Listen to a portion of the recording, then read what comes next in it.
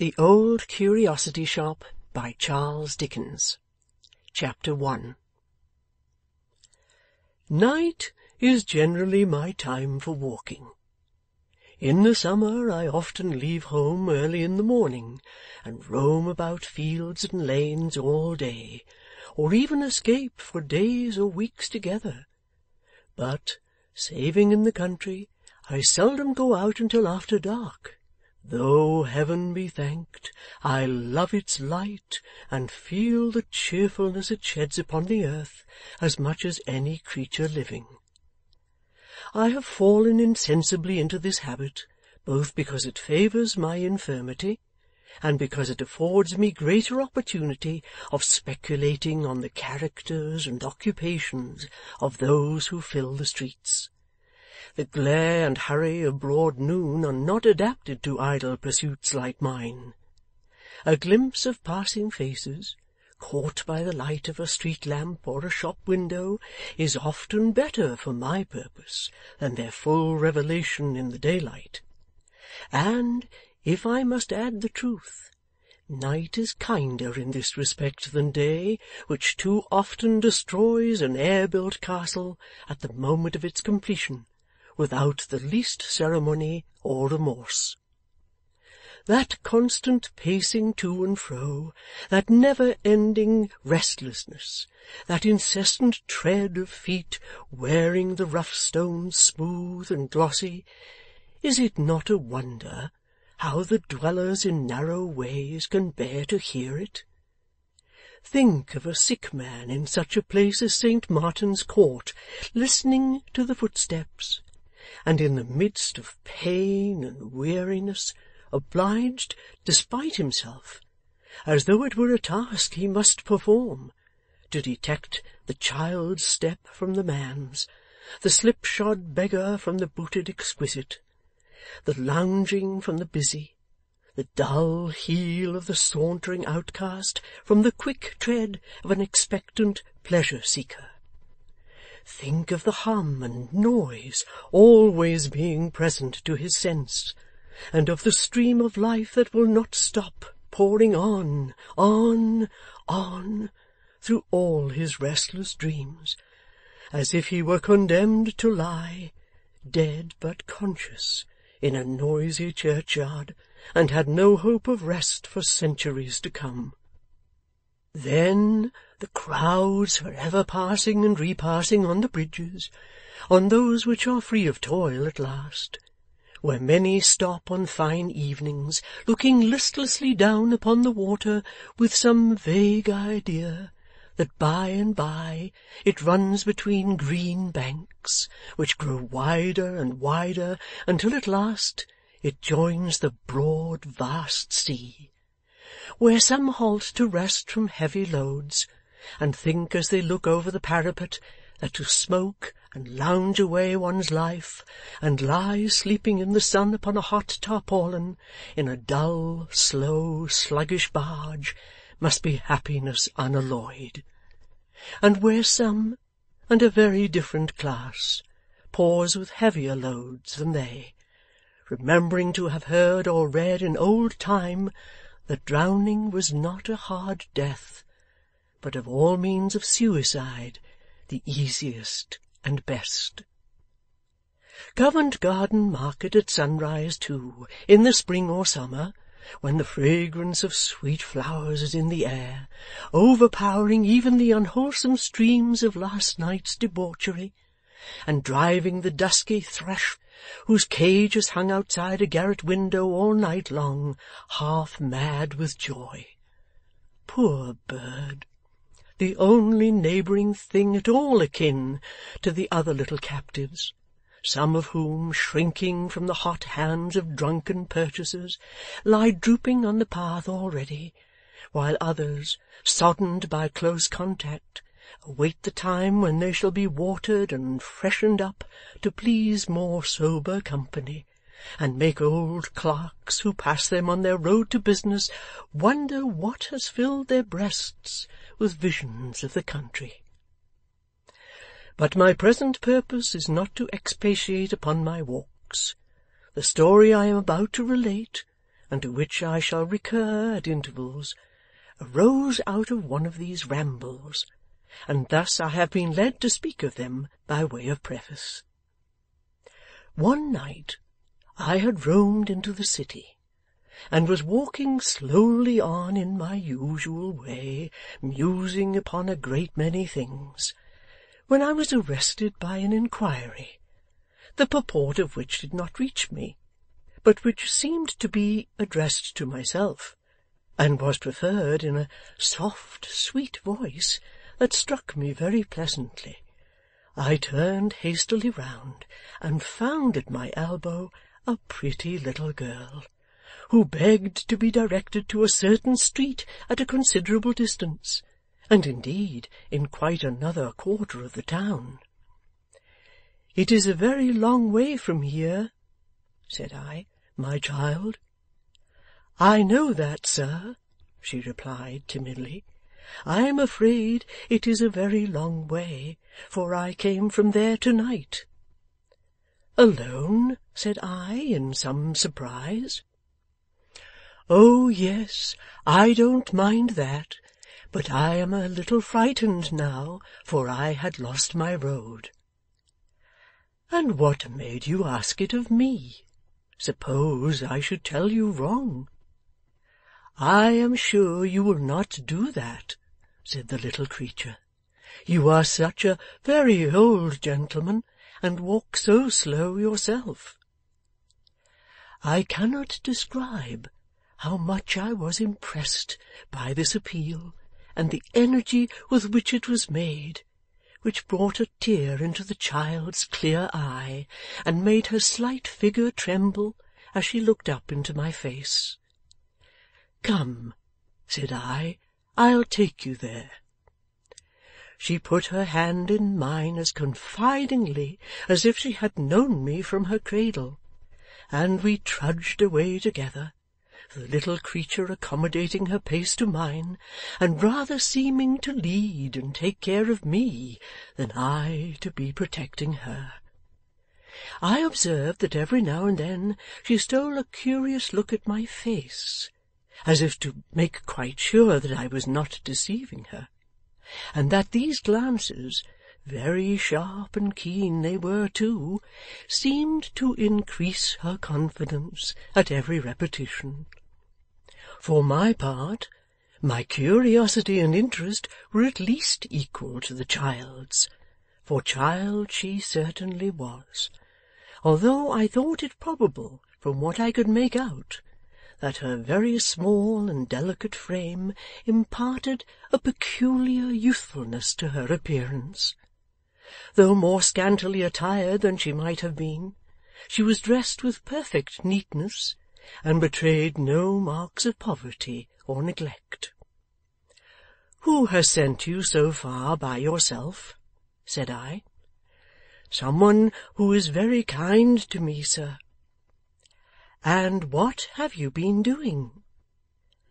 "That I must not tell," said the child, firmly.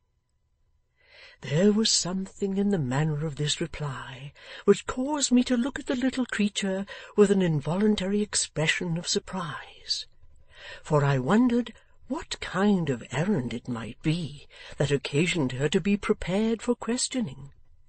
Her quick eye seemed to read my thoughts, for as it met mine she added that there was no harm in what she had been doing, but it was a great secret, a secret which she did not even know herself.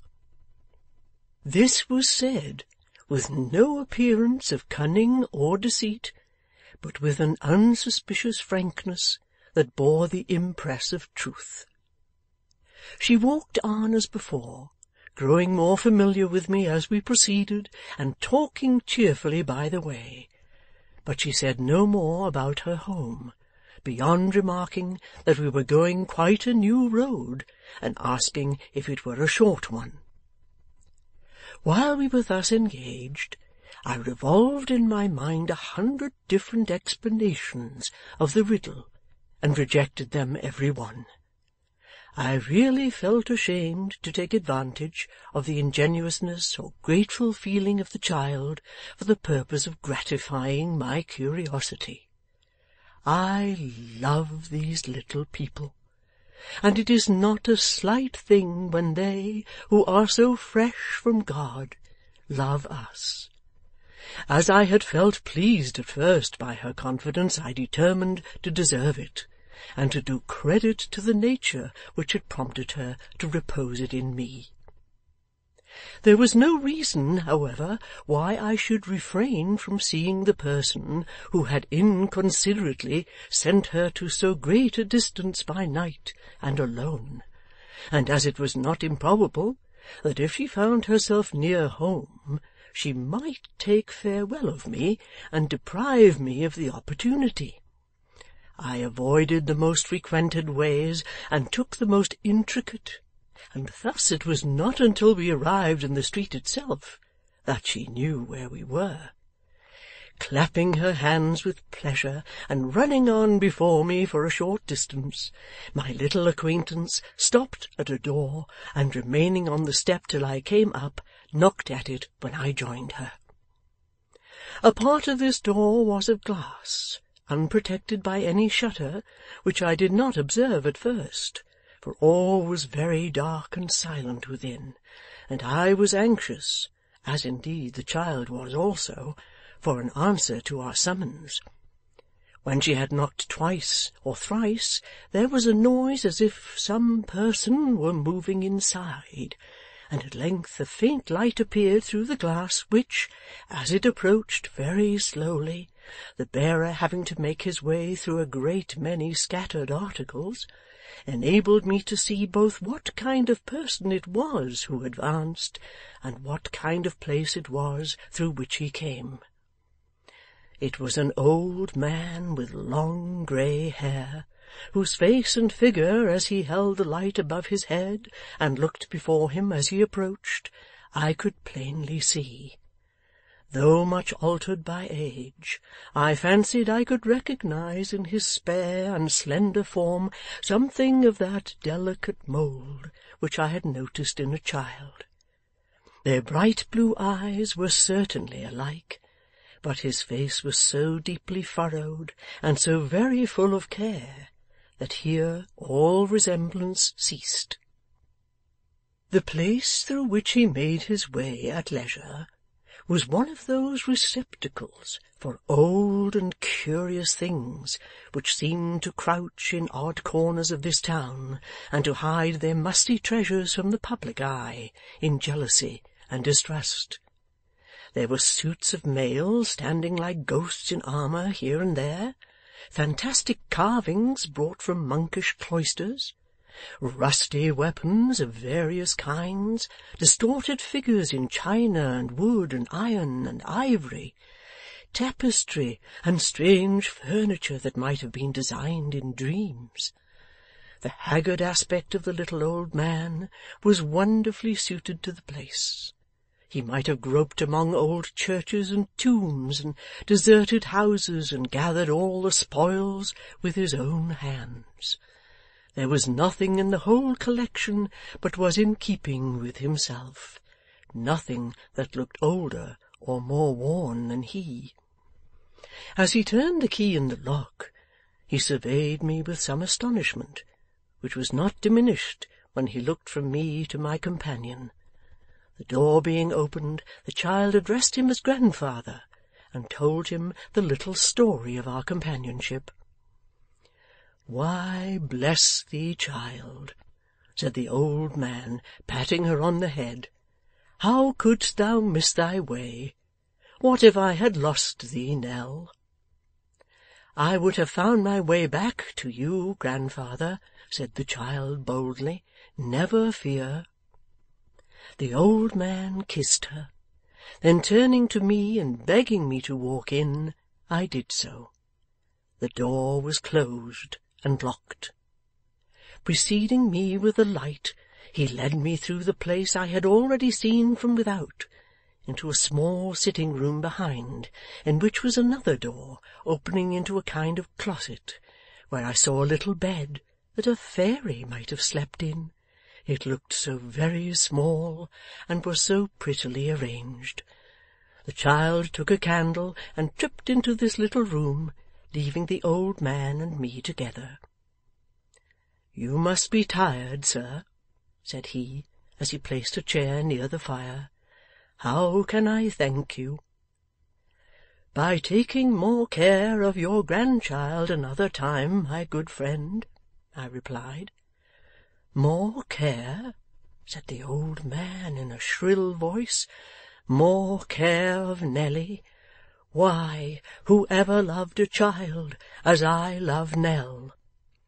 He said this with such evident surprise that I was perplexed what answer to make, and the more so because, coupled with something feeble and wandering in his manner, there were in his face marks of deep and anxious thought, which convinced me that he could not be, as I had been at first inclined to suppose, in a state of dotage or imbecility.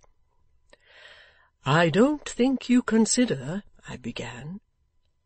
"I don't consider," cried the old man, interrupting me. "I don't consider her? Ah, how little you know of the truth, little Nelly, little Nelly!"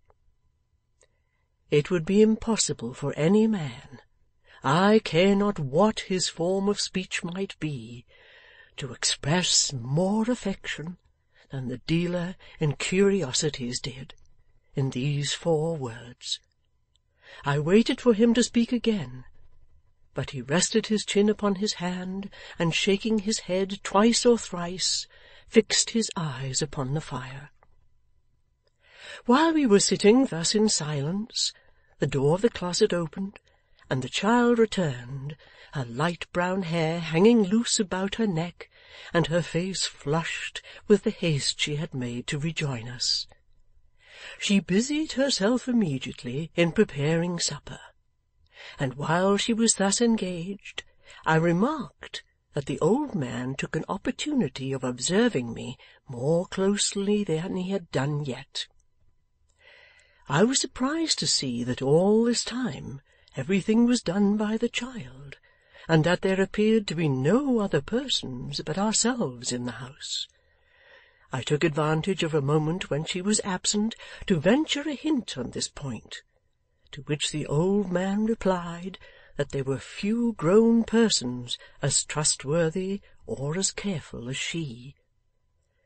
"It always grieves me," I observed, roused by what I took to be his selfishness, "it always grieves me to contemplate the initiation of children into the ways of life when they are scarcely more than infants. It checks their confidence and simplicity, 2 of the best qualities that Heaven gives them, and demands that they share our sorrows before they are capable of entering into our enjoyments." "It will never check hers," said the old man, looking steadily at me. "The springs are too deep. Besides, the children of the poor know but few pleasures. Even the cheap delights of childhood must be bought and paid for. But, forgive me for saying this, you are surely not so very poor?" said I. "She is not my child, sir," returned the old man. "Her mother was, and she was, poor. I save nothing, not a penny, though I live as you see. But," he laid his hand upon my arm and leant forward to whisper, "she shall be rich one of these days, and a fine lady. Don't you think ill of me because I use her help. She gives it cheerfully, as you see, and it would break her heart if she knew that I suffered anybody else to do for me what her little hands could undertake.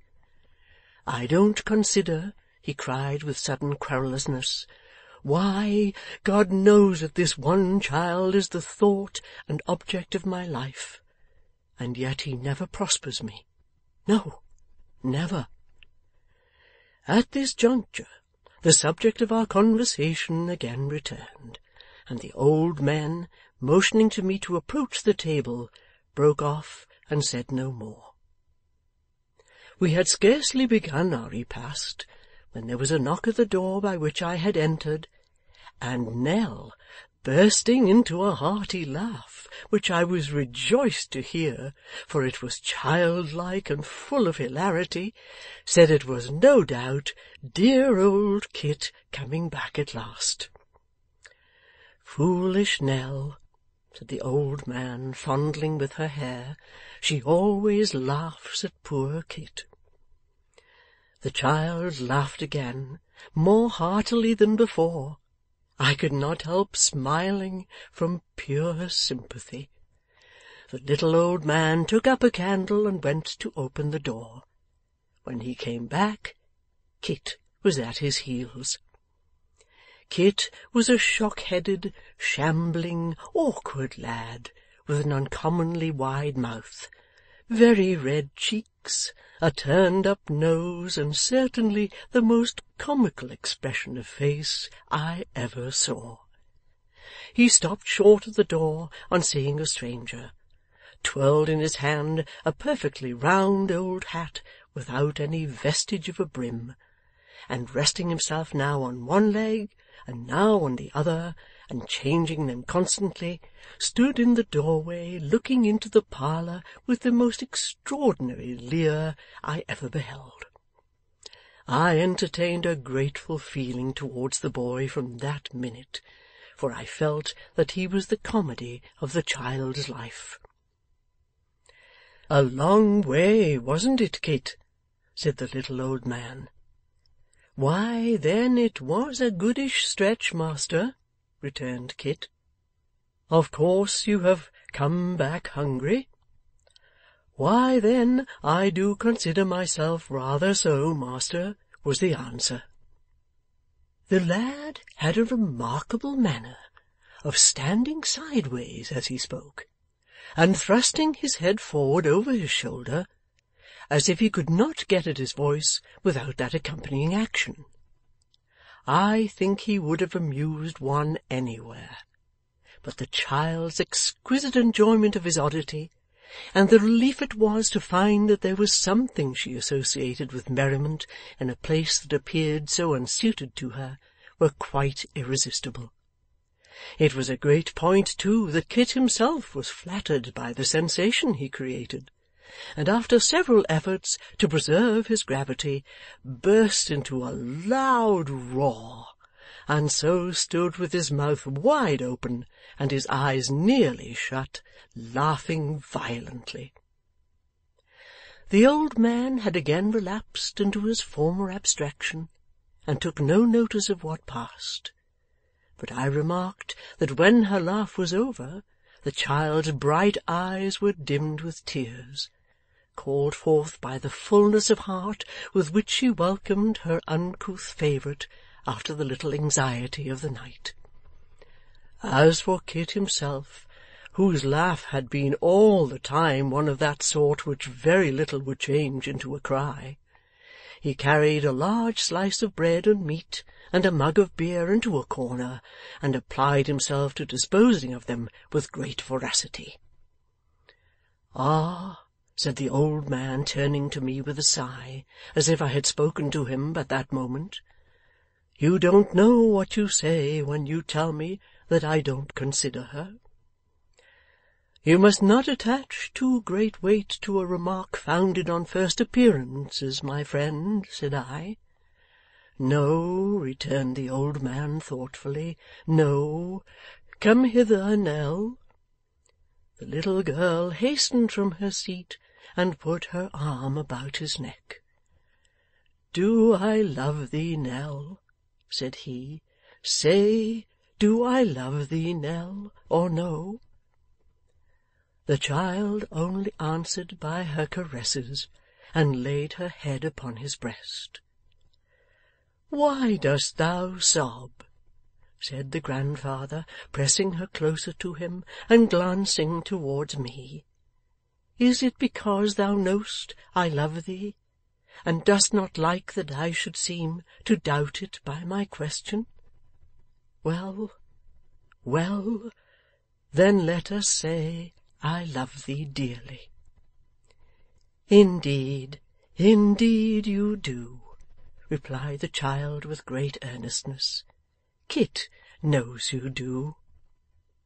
Kit, who in dispatching his bread and meat had been swallowing 2/3 of his knife at every mouthful with the coolness of a juggler, stopped short in his operations on being thus appealed to, and bawled, "Nobody isn't such a fool as to say he doesn't," after which he incapacitated himself for further conversation by taking a most prodigious sandwich at one bite.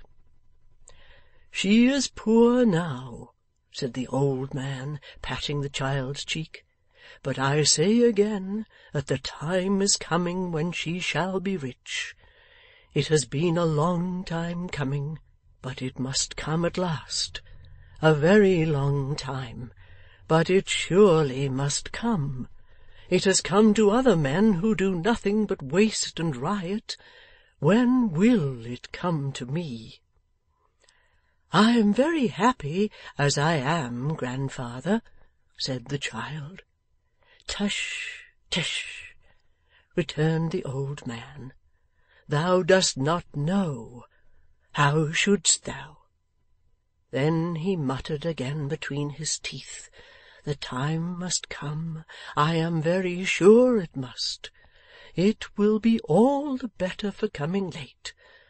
And then he sighed and fell into his former musing state, and still holding the child between his knees, appeared to be insensible to everything around him. By this time it wanted but a few minutes of midnight, and I rose to go, which recalled him to himself. "One moment, sir," he said. "Now, Kit, near midnight, boy, and you still here. Get home, and be true to your time in the morning, for there's work to do. Good night. There, bid him good night, Nell, and let him be gone." "Good night, Kit," said the child, her eyes lighting up with merriment and kindness. "Good night, Miss Nell," returned the boy. "And thank this gentleman," interposed the old man, "but for whose care I might have lost my little girl to-night." "No, no, master," said Kit, "that won't do, that won't." "What do you mean?" cried the old man. "I'd have found her, master," said Kit. "I'd have found her. I'll bet that I'd find her if she was above ground, I would, as quick as anybody, master. Ha, ha, ha!" Once more opening his mouth and shutting his eyes and laughing like a stentor, Kit gradually backed to the door and roared himself out. Free of the room, the boy was not slow in taking his departure. When he had gone, and the child was occupied in clearing the table, the old man said, "I haven't seemed to thank you, sir, for what you have done to-night. But I do thank you humbly and heartily, and so does she, and her thanks are better worth than mine. I should be sorry that you went away and thought I was unmindful of your goodness or careless of her. I am not, indeed." I was sure of that, I said, from what I had seen. "But," I added, "may I ask you a question?" "Aye, sir," replied the old man. "What is it?" "This delicate child," said I, "with so much beauty and intelligence, has she nobody to care for her but you? Has she no other companion or adviser?" "No," he returned, looking anxiously in my face. "No, and she wants no other." "But are you not fearful," said I, "that you may misunderstand a charge so tender? I am sure you mean well, But are you quite certain that you know how to execute such a trust as this? I am an old man like you, and I am actuated by an old man's concern in all that is young and promising. Do you not think that what I have seen of you and this little creature to-night must have an interest not wholly free from pain?' 'Sir,' rejoined the old man after a moment's silence, 'I have no right to feel hurt at what you say. It is true that in many respects I am the child and she the grown person. That you have seen already. But waking or sleeping, by night or day, in sickness or health, she is the one object of my care, and if you knew of how much care, you would look on me with different eyes. You would indeed. Ah, it's a weary life for an old man, a weary, weary life. But there is a great end to gain, and that I keep before me.' Seeing that he was in a state of excitement and impatience, I turned to put on an outer coat which I had thrown off on entering the room, purposing to say no more. I was surprised to see the child standing patiently by, with a cloak upon her arm, and in her hand a hat and stick. 'Those are not mine, my dear,' said I. 'No,' returned the child, 'they are grandfather's.' 'But he is not going out to-night.' 'Oh, yes, he is,' said the child with a smile. 'And what becomes of you, my pretty one?' 'Me? I stay here, of course.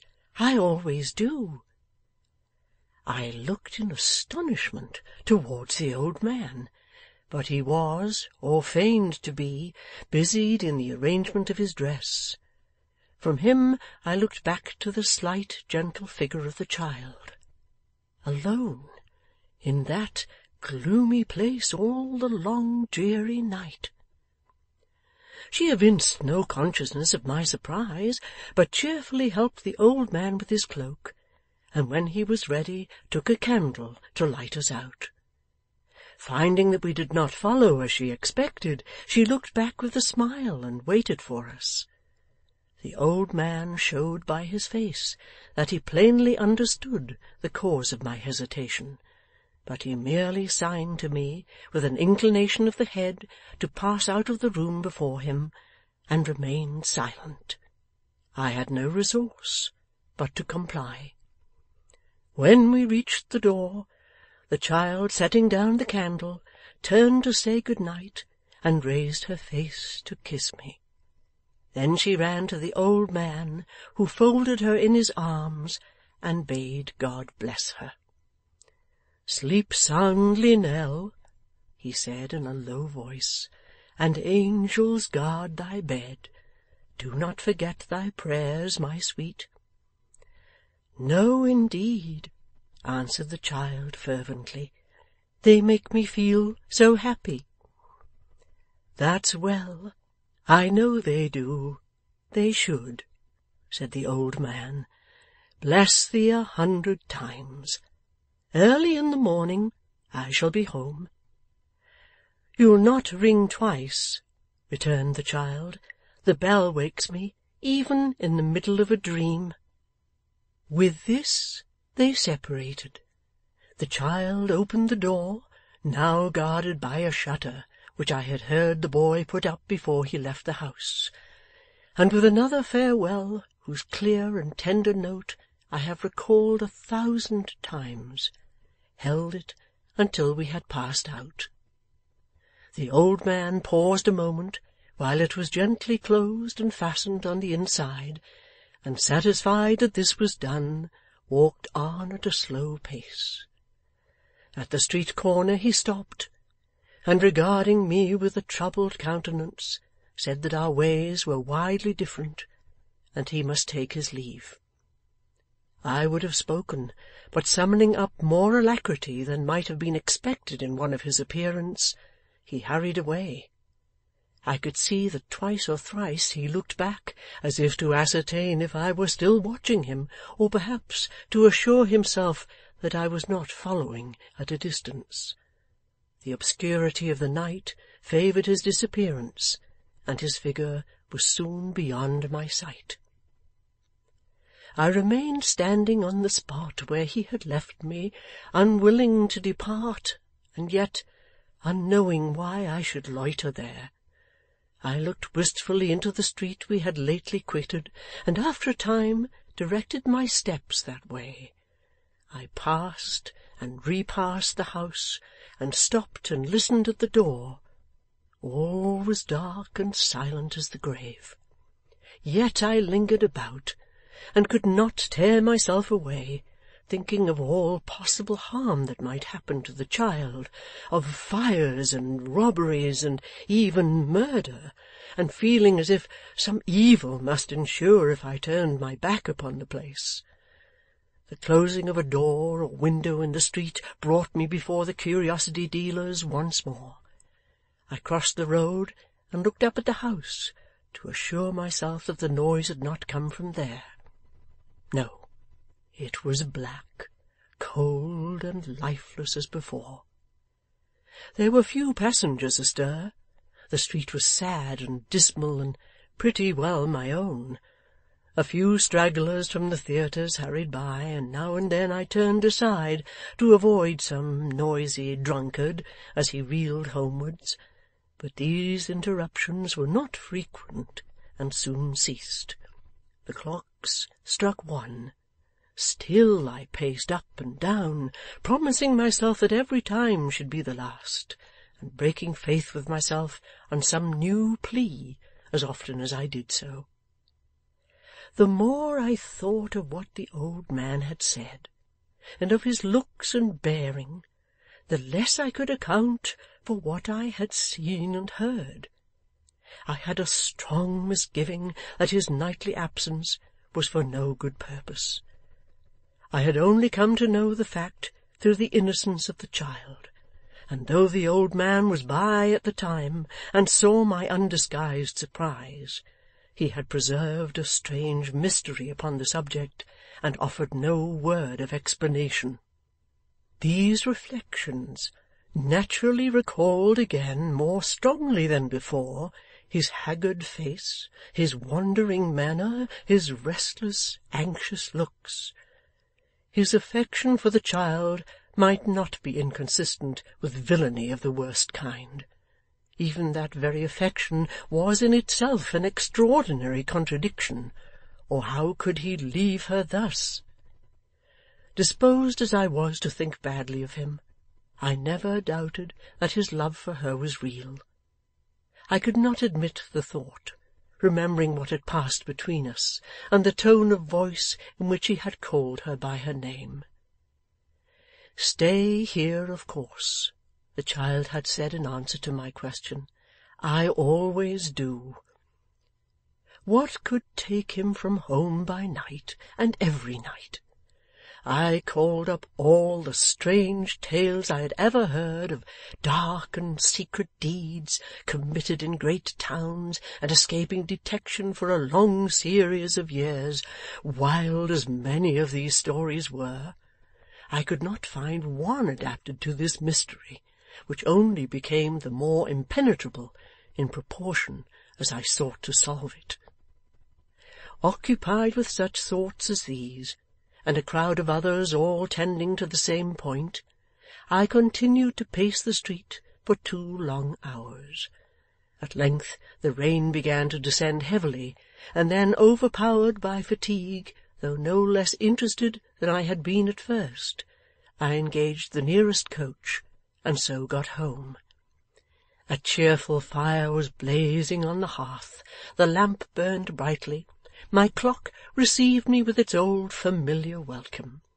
Everything was quiet, warm, and cheering, and in happy contrast to the gloom and darkness I had quitted. But all that night, waking or in my sleep, the same thoughts recurred, and the same images retained possession of my brain. I had ever before me the old dark murky rooms, the gaunt suits of mail with their ghostly silent air, the faces all awry, grinning from wood and stone, the dust and rust and worm that lives in wood, and alone in the midst of all this lumber and decay and ugly age, the beautiful child in her gentle slumber, smiling through her light and sunny dreams. End of chapter 1.